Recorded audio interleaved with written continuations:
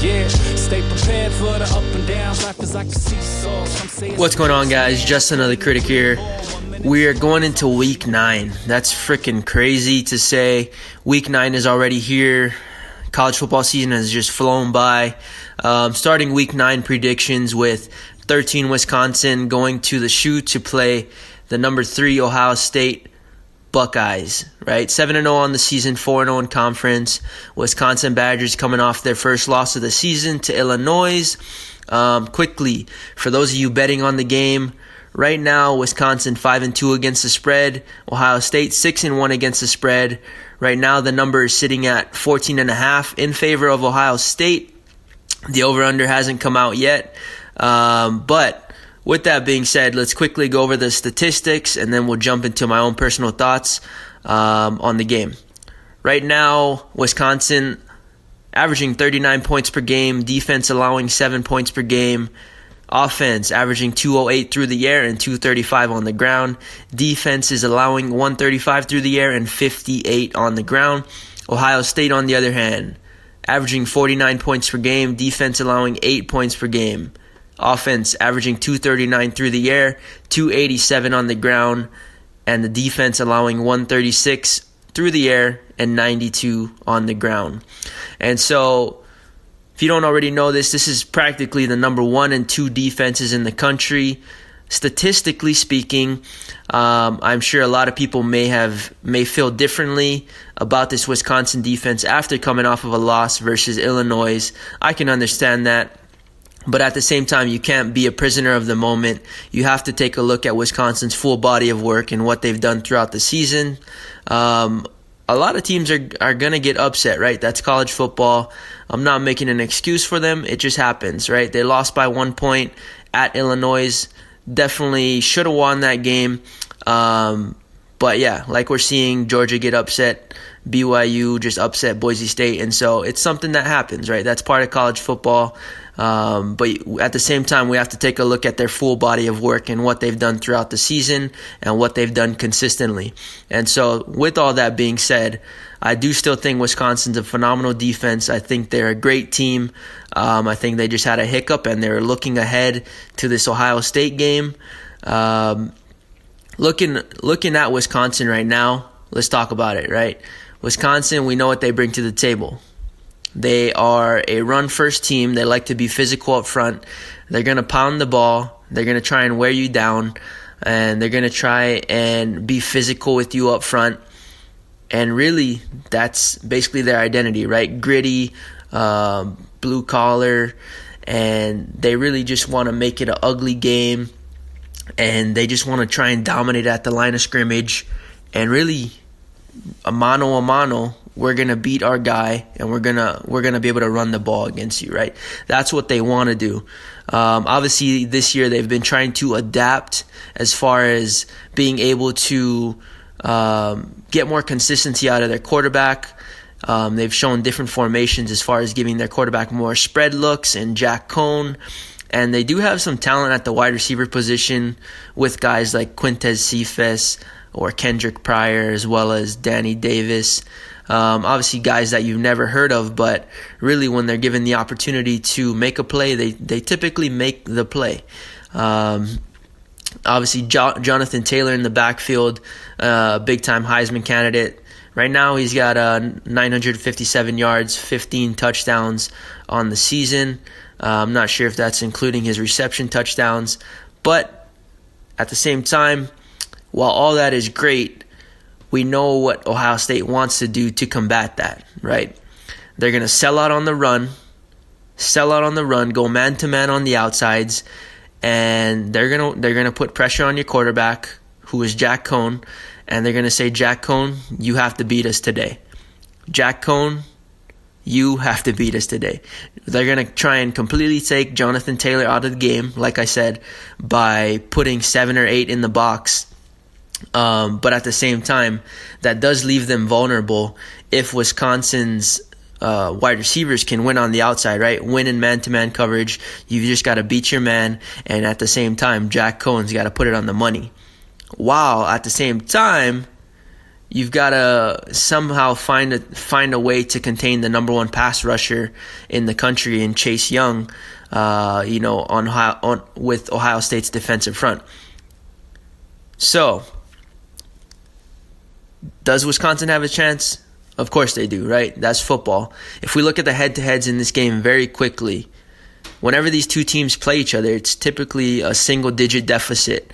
Ohio State has been on the winning side in the majority of these games, right? That's to be expected.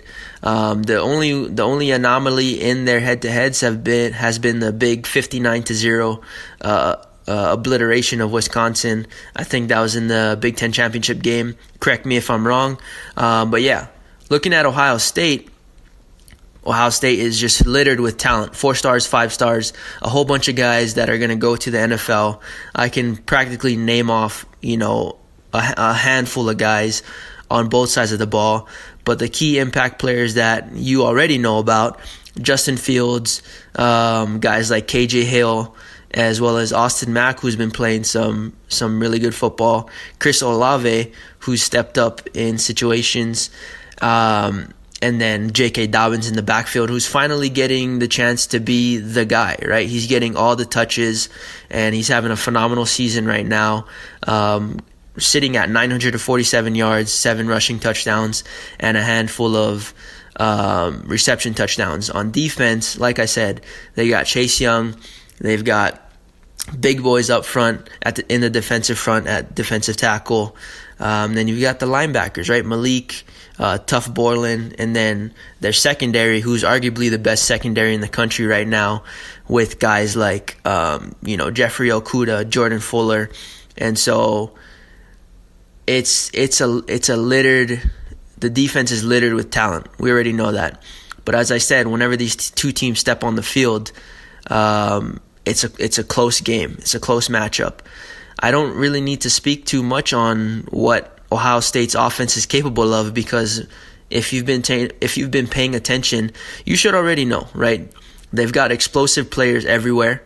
And really, if we look at some of the games in the past, whenever these two teams have met, the reality of it is that Wisconsin has lost those games based on the explosive plays that they've given up early. And so in this matchup, I think it's a very simple game plan for Wisconsin. They've got to limit the explosive plays that they give up to Ohio State, keep everything in front of them. I do think they're going to find success early on in getting pressure to the quarterback in Justin Fields. This is, of course, going to be the best defense that both of these teams have faced. But with all that being said, let's get right down to it. Here's how I believe the game is going to play out, right? I am going to go a bit bold here. I think Wisconsin's defense is going to find a nice amount of success in this game. I think they're going to be able to contain Justin Fields for the most part. I don't think it's going to be high scoring at all. However, I don't think they're going to be able to stop this offense of Ohio State for 4 quarters. I think Ohio State probably breaks loose at least 2 explosive touchdowns. Outside of that, I do think they're able to find success on offense in driving it down into Wisconsin territory. They're going to find themselves in the red zone a lot, but I think Wisconsin defense will hold it down, force them to kick a handful of field goals. Wisconsin's offense, on the other hand, I think in those man-to-man matchups, because Ohio State will be selling out on the run, I think Wisconsin will also find themselves with a few explosive plays for themselves, because really, like I said, in those man-to-man matchups, if you break a tackle, you're pretty much gone, because there's typically not going to be any safeties to catch you, right? And so I think Wisconsin will also find some success on offense through those explosive plays.